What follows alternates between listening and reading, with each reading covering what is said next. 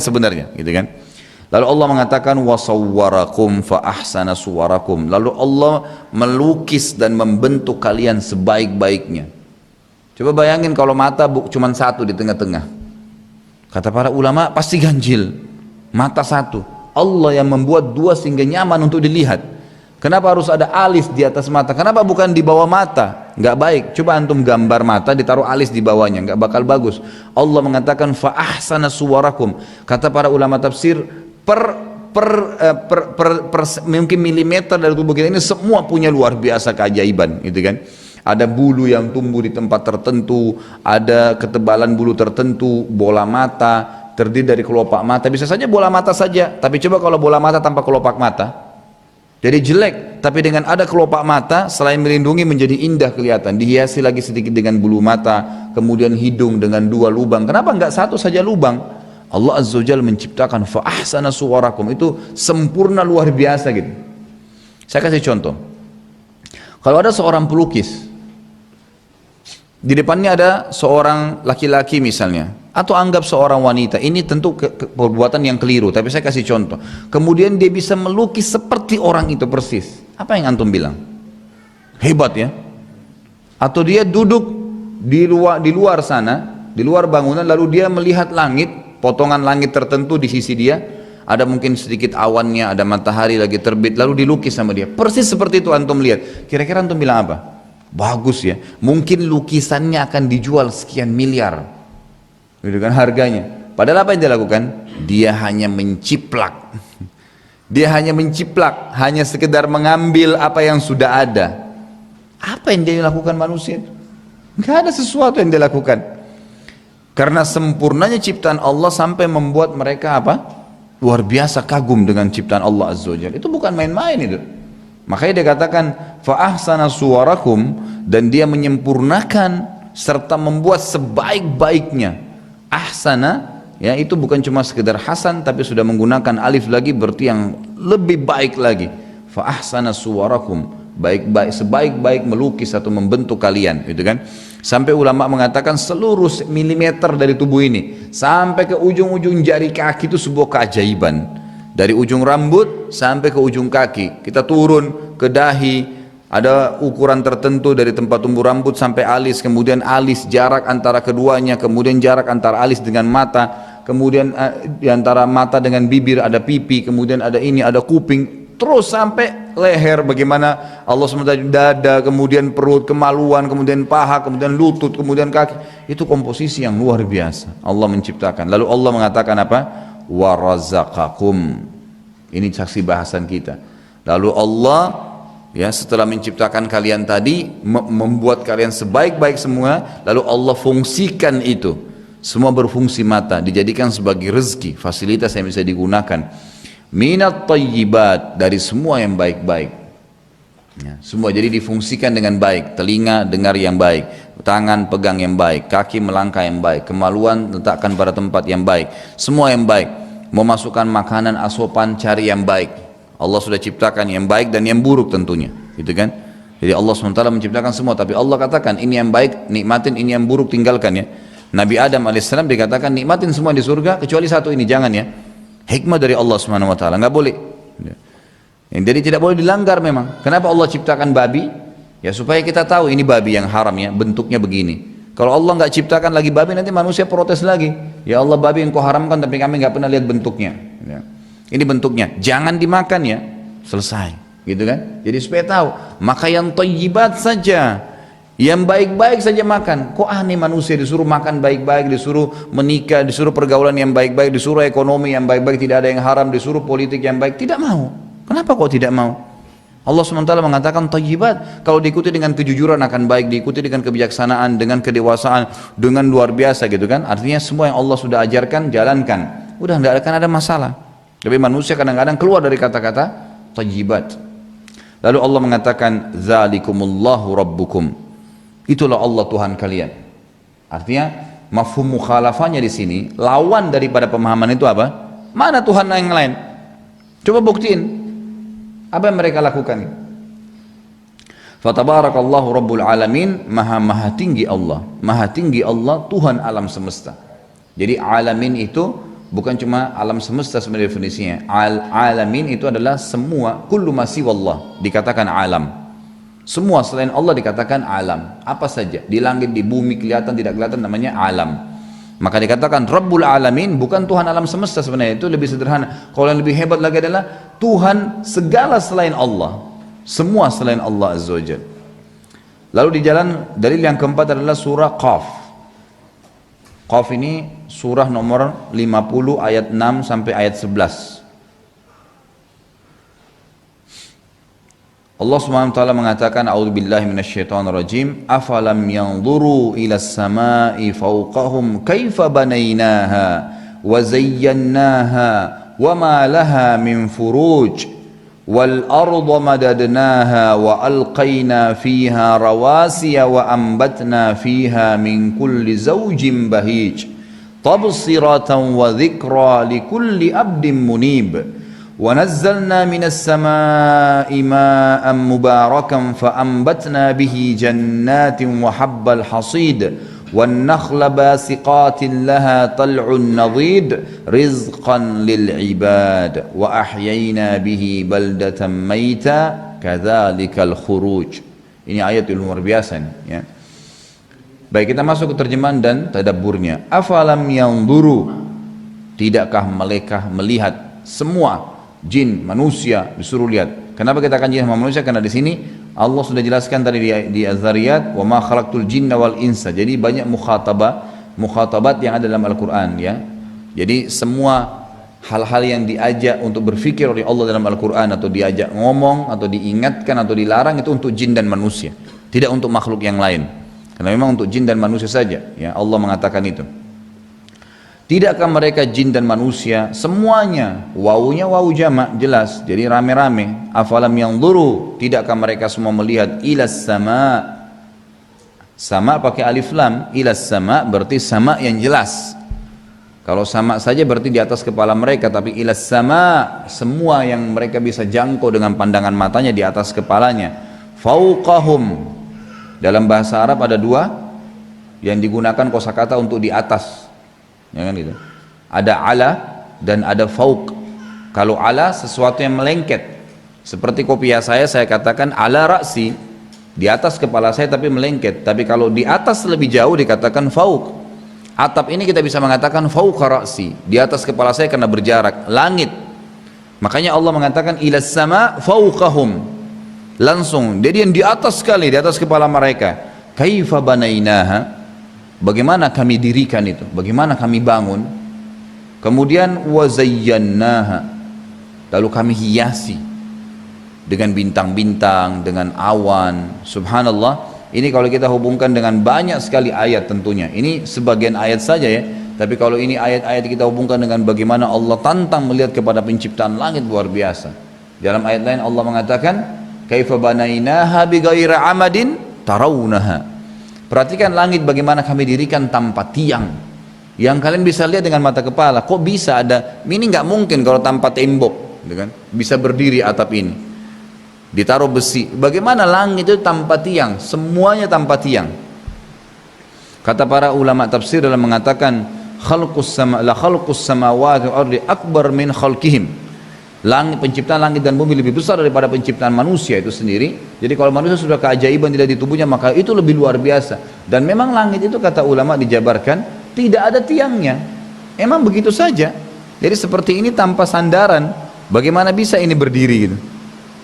Ini masih ada yang memegang, ya. Tapi di sini memang tidak ada.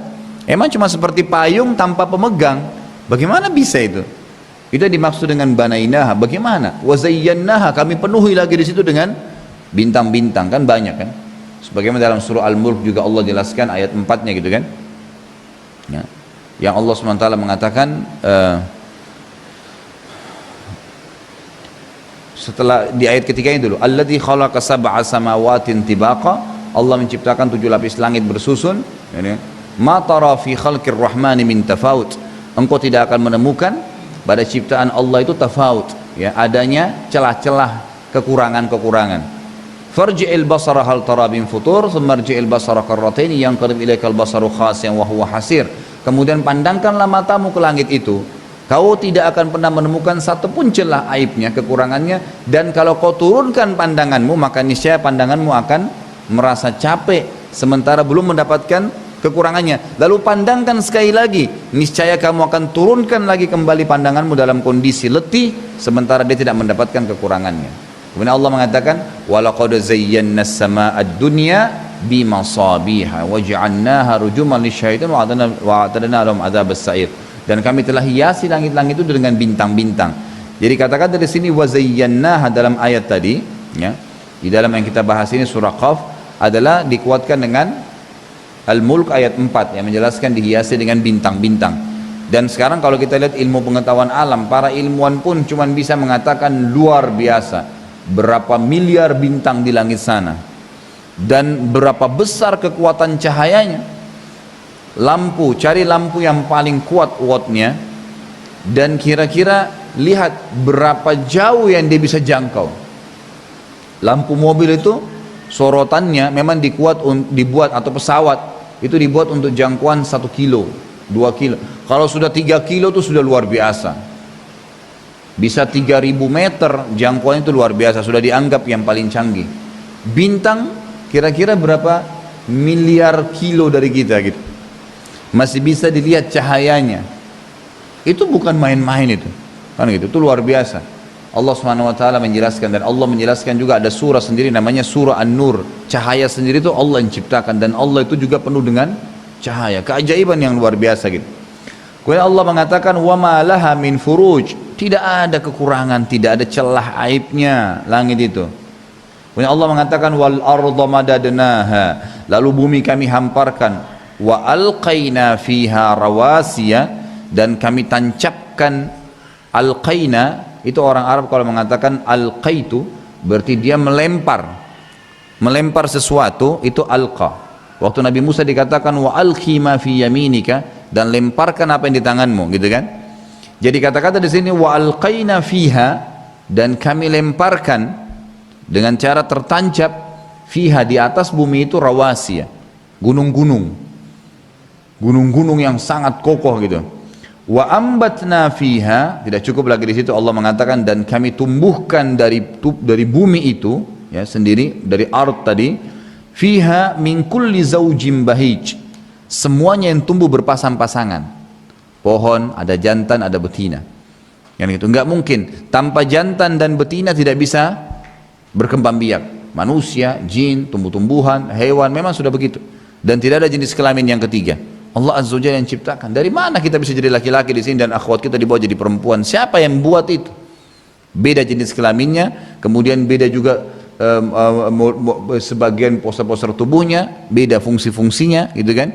Perempuan bisa hamil, ada rahimnya, laki-laki tidak ada. Bagaimana semua itu? Dan siapa yang membuat itu? Itu Allah Azza wa Jalla. Jadi di sini jelas sekali bagaimana Allah mengatakan min kulli zaujin bahij. Hewan-hewan pun begitu, tumbuh-tumbuhan juga begitu. Yang paling luar biasa nanti kalau kita jelaskan masalah kurma itu sendiri ya, nanti akan ada disebutkan sini. Lalu Allah mengatakan tabsiratan, ya, itu tabsira, ba sod dengan ra, kalau ketemu dengan ta kata ulama adalah bukan penglihatan mata saja, tapi bisa masuk penglihatan mata, pendengaran telinga, ya, kemudian penglihatan dengan tidak kelihatan oleh manusia, oleh hati manusia. Kata-kata tabsirah, jadi semua itu akan menjadi pelajaran, penglihatan bagi seluruh anggota tubuh kalian. Wa dzikra, dan peringatan, likulli abdin, untuk semua hamba tapi ada sifatnya munib. Munib ini orang yang mau pakai tadi anggota tubuhnya, tangannya untuk berfikir kepada Allah, matanya untuk melihat kekuasaan Allah, telinganya untuk mendengar kekuasaan Allah, itu munib namanya. Di abdin munib adalah hamba yang mau melihat ini, bukan cuma bangun tidur lagi, makan aja itu sudah cukup, kita bisa lihat dari mana nasi ini, beras ini, oh dari padi itu bagaimana bisa tumbuh, berapa lama petani harus kelola, melalui air, melalui ini, proses ini, dibersihkan segala yang kita cuma tahu masukin di mulut, tidak. Lalu bagaimana pada saat saya masukin di mulut, ini fungsinya bisa, gigi saya siapa yang ciptain, bisa fungsi untuk ini, ada gigi taring, ini ada gigi yang menghancuri, ini ada gigi yang meratakan, kemudian kita kunyah. Kenapa harus dikunyah? Kemudian pada saat dikunyah ada rasa di lidah, Dari mana ini keajaiban yang luar biasa? Kemudian masuk ke tenggorokan. Di tenggorokan begitu masuk, subhanallah, begitu masuk ke usus terbagi. Mana yang jadi nutrisi tubuh, yang mana jadi kotoran tidak dibutuhin. Antum kalau buang air besar itu, azakumullah, itu luar biasa ayat-ayat tanda kuasa Allah. Makanan yang kau makan berlebihan akan keluar ya. Ini penyakit-penyakit. Kalau enggak keluar, coba kalau tidak BAB 2 hari 3 hari. Itu luar biasa gitu. Rasa saja mau buang air, itu sebuah nikmat yang luar biasa. Bayangkan kalau antum tidak punya rasa. Kita nggak tahu kapan kita mau buang air, mungkin buang air di jalanan. Kalau kita tidak punya rasa pada saat buang air, oh sudah selesai berhenti, maka kita tidak akan berhenti, mungkin bisa seharian di kamar mandi. Rasa itu luar biasa gitu, sebuah nikmat yang luar biasa. Itu fungsi-fungsinya itu semua rizq bagi hamba. Kita bisa punya fungsi, lapar sendawa, kenyang sendawa lagi. Sudah peringatan, berhenti ya, jangan tambah lagi, nggak akan berguna. Karena itu akan dikeluarkan dalam bentuk kotoran, tidak ada manfaatnya. Allah SWT penciptanya sudah mengajarkan kita, memberitahukan dia menciptakan, memberitahukan fungsi-fungsinya, dan dia mempertahankan itu.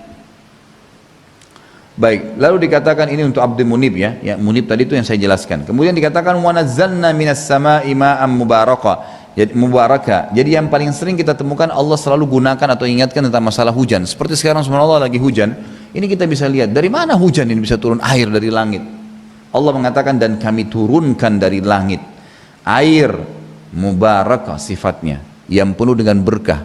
Kenapa dikatakan berkah? Dari mana berkahnya? Perhatikan lanjutannya. Fa'ambatna, karena dengan air hujan itu kami akan tumbuhkan nabata yang butuh, itu artinya sesuatu yang dari kecil menjadi besar, itu namanya nabat. Fa'ambatna, jadi kami dengan hujan itu, subhanallah, tanpa hujan tidak bisa tumbuhan itu jadi besar, nggak bisa, susah. Kalau kita punya pot pun kemudian disiram air, itu harus dengan kadar tertentu, beda dengan kalau dia kena air hujan. Kalau air hujan itu betul-betul fa'ambatna, memang kena, jadi dia dari kecil jadi besar gitu dan multifungsi. Fa'ambatna bihi jannat, kebun-kebun, bukan jannat satu tapi jannat, jannatin. Kemudian Allah katakan kalimat yang luar biasa, wahabbal hasid, dan biji-bijian yang sudah tidak berfungsi, biji pepaya, biji mangga, sudah selesai dimakan isinya kita buang di tanah. Allah mengatakan biji-biji yang kalian sudah tidak anggap fungsi lagi itu, kalau kena hujan tumbuh lagi jadi pohon, berbuah lagi lebih banyak. Satu biji bisa jadi pohon, bisa berbuah sekian juta buah. Bagaimana kalau kita makan 1 kilo mangga, misalnya 10 biji, berarti ada 10 bijinya, 10 biji, satu biji bisa jadi satu pohon, bisa jadi 10 pohon.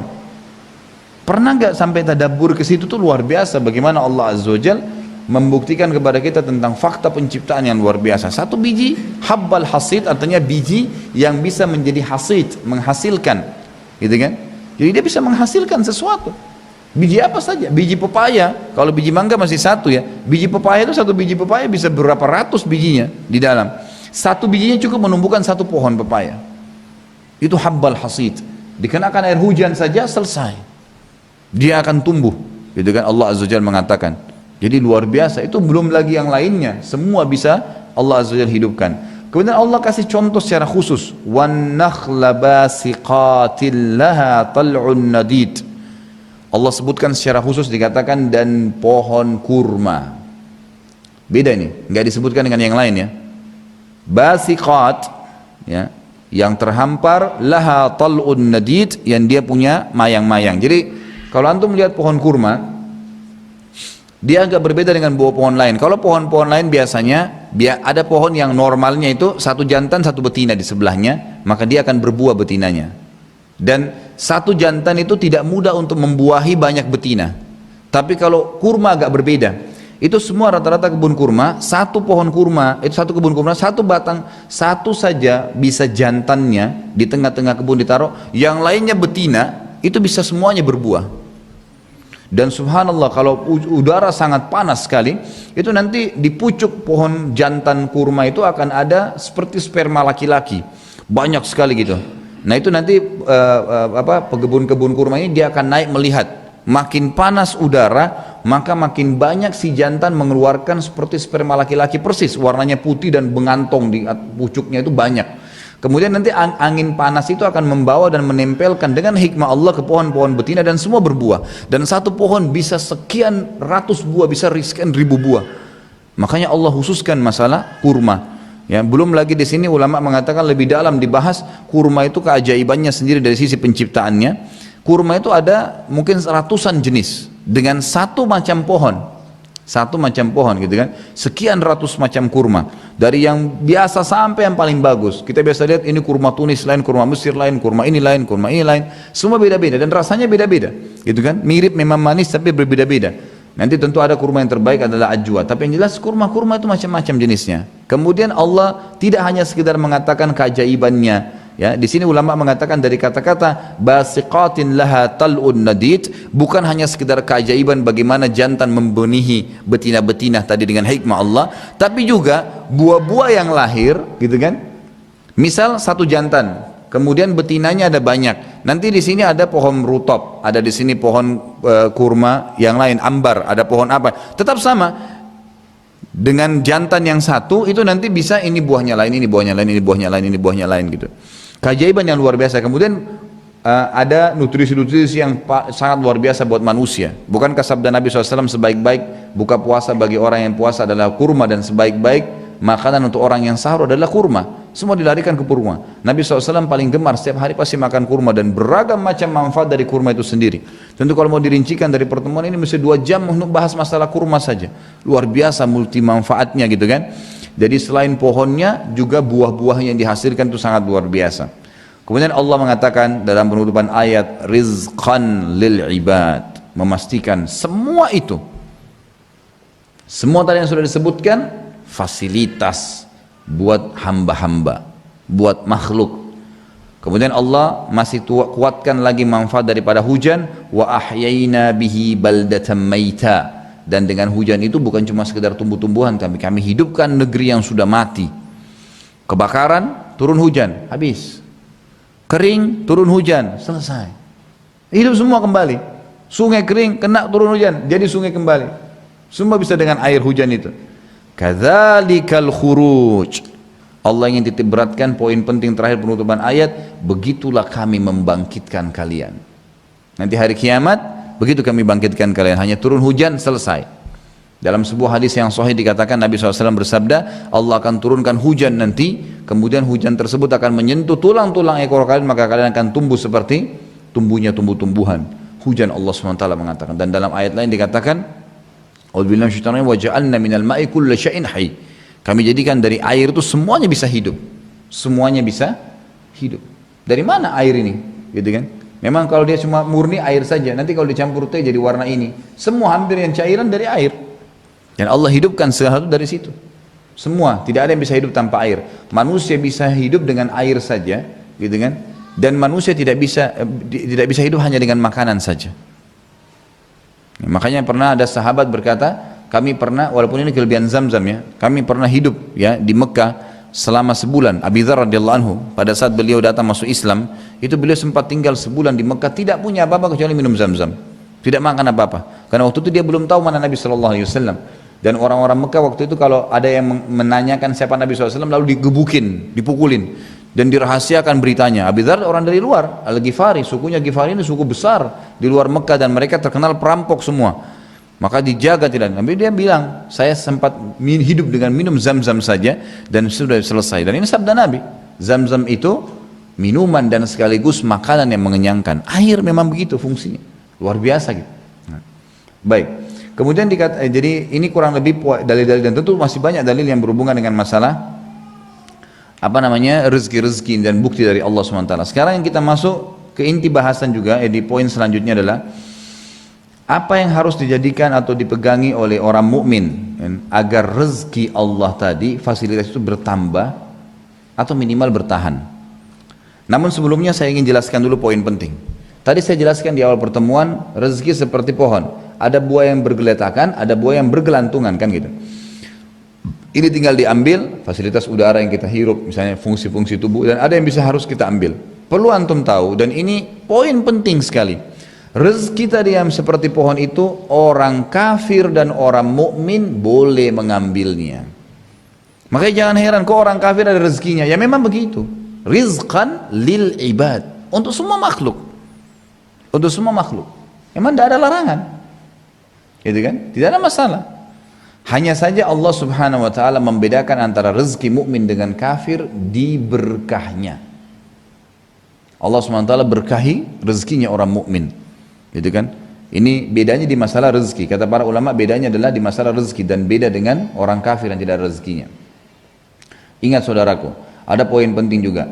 Salah sekali pemahaman sebagian umat Islam yang mengatakan bahwasanya orang-orang kafir hidupnya enak, nikmat. Kenapa ya kita orang mukmin tapi miskin? Antum kalau mau bandingkan antara orang kaya, kalau mau bijaksana ya, harus dibandingkan dengan orang kaya juga.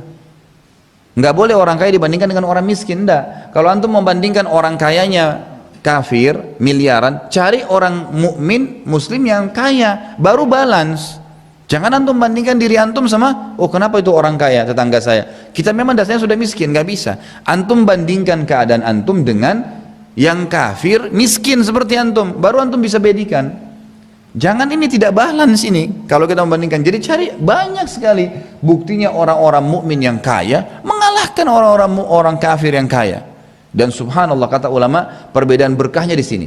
Kalau orang-orang kafir itu karena mereka tidak kenal yang namanya haram, maka hidupnya semua susah. Walaupun banyak hartanya, tapi susah. Penuh dengan utang, terganggu, rumah tangganya rusak, anaknya sakit, dia sendiri cuci darah, beragam macam masalah yang dihadapin. Tapi kalau orang mukmin yang ngikutin sistem yang benar ya, maka insya Allah kalau Allah bukain rezeki buat dia di situ, diperbanyak rezekinya. Pastikan kalau kita fokus masalah kebutuhan sehari-harinya lebih banyak dibuat, dan dia dalam sistem yang benar maka terus akan berkah. Kalau dia melanggar juga sistem, tetap dia ikuti seperti orang kafir tidak kenal yang haram, ya maksudnya tetap yang haram juga dilakukan dengan riba, dengan manipulasi, maka juga dia akan menghadapi masalah yang sama dengan orang kafir. Berkahnya diangkat, maka dia jadi sakit, cuci darah, kemudian anaknya sakit, rumah tangganya rusak, sama dengan orang kafir kondisinya. Tapi kalau tidak, maka dia akan balance, dia akan luar biasa. Banyak sekali contoh. Dari kalangan sahabat, Abu Bakar, Umar, Uthman, Ali, orang-orang kaya dari kalangan sahabat. Kan gitu. Uthman orang kaya raya, Abu Bakar orang kaya raya, punya perkebunan banyak. Gitu kan? Bukankah Uthman radhiyallahu anhu pernah membiayai pasukan Ushrah, perang Tabuk, ya, yang beliau menyumbang sekian ribu unta dan kuda dalam peperangan, kemudian sampai membeli sumur dikenal dengan sumur Rumat dan seterusnya. Kata Nabi SAW, tidak ada lagi yang bisa menghalangi Uthman masuk ke surga setelah apa yang dilakukan hari ini. Banyak sekali yang diinfakkan, gitu kan, banyak sekali yang dikeluarkan oleh beliau. Tapi itu contoh, orang-orang kaya banyak. Kalau kita angkat sekarang di depan mata saya ada mungkin ratusan, mungkin bisa kita bahasakan ribuan. Di Saudi itu banyak sekali ulama yang kaya raya, banyak sekali. Dan sudah biasa itu kalau seorang alim kaya raya, biasa sekali. Tapi memang dalam akidah yang benar itu luar biasa, banyak sekali. Punya mobil, punya usaha, punya ini, punya kedudukan, banyak. Tapi kalau orang-orang muslim yang memang dasarnya dia jauh dari manhaj yang benar, ikhtiarnya jauh dari akidah yang benar, maka itu masih akan menyimpang, akan hilang berkahnya. Tapi kalau enggak, banyak. Imam Haram di Mekah, kaya raya itu. Mereka kaya raya gitu kan. Dan negara-negara yang mayoritas muslim, Indonesia sendiri kaya. Cuman banyak individu yang tidak bertanggung jawab menyalahgunakan itu. Coba kalau mereka jalankan dengan yang benar, sebagaimana yang kita sebutkan kiat-kiatnya, maka itu pasti akan tidak ada masalah. Saudi sampai sekarang kaya raya karena di sana pusat orang sujud, Allah keluarkan dari bumi, ya, minyak. Sampai para ilmuwan barat mengatakan, kami kesulitan mencari minyak kalau tidak ada orang Islam di lokasi itu. Dan ada sebagian mereka berani mengatakan karena sujudnya orang Islam ke tanah keluar minyak bumi gitu. Banyaknya orang sujud di Saudi dan semua kiblat ke sana keluar minyak. Jadi negara terkaya. Kalau kita selalu hanya mengandalkan seperti orang sekuler, oh kita ketinggalan zaman karena kita tidak ikuti teknologi barat, salah. Dari mana itu? Islam kita ini sudah memimpin dunia, saudaraku. Dari zaman Nabi SAW, anggaplah tahun 1 Hijriah. Itu kita memimpin dunia, orang Islam ini. Kalau kita tidak punya sistem ekonomi yang kuat, tidak mungkin bisa. Kita tidak punya cara sistem kehidupan, manhaj kehidupan yang baik, tidak mungkin kita memimpin. Sampai tahun 1924, kurang lebih 80 atau 90 tahun, anggap 100 tahun yang lalu saja, itu baru berubah. Ya, khilafah Utsmaniyah di Turki menjadi republika baru, sebelumnya memimpin dunia. Apakah kita tidak punya sistem ekonomi yang baik? Banyak, cuma kita tidak mau lirik histori kita kembali kepada historinya orang barat. Atau kita barat ini artinya orang-orang non muslim gitu kan, berkiblat kepada mereka. Dari mana orang barat kapan, Amerika kapan jaya? Baru berapa tahun? Dan antum ini Islam berapa tahun berjaya? Dari 1 Hijriah. Kalau kita hitung sekitar 100 tahun yang lalu, sekarang sudah 1435.